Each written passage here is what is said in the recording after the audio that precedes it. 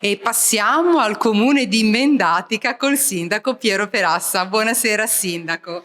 Buonasera, questa è una serata veramente speciale, importantissima per la Valle Aroscia, ma non solo per la Valle Aroscia, per tutto l'entroterra, perché qua siamo rappresentanti dei comuni delle Vie del Sale, dei due province e quindi è stata veramente una cosa molto importante che l'Associazione Antiche Vie del Sale, di questo ringrazio Alessandro Navone, il presidente, che ha saputo appunto portare a questo tavolo Sì.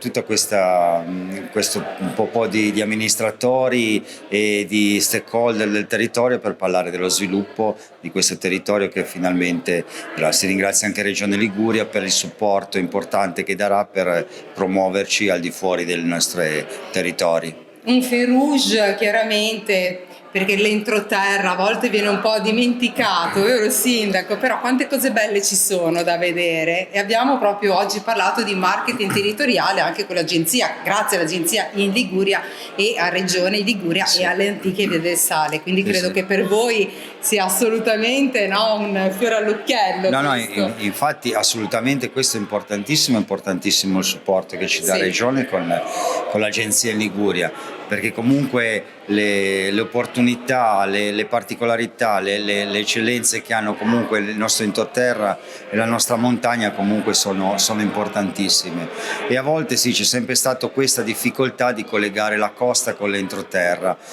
Sono anni che se ne parla, si ci prova in tutti i modi, speriamo che comunque, mi sembra che sia una buona strada questa, che sia la volta che ci riusciamo. Siamo sulla buona strada. Grazie sindaco. Grazie.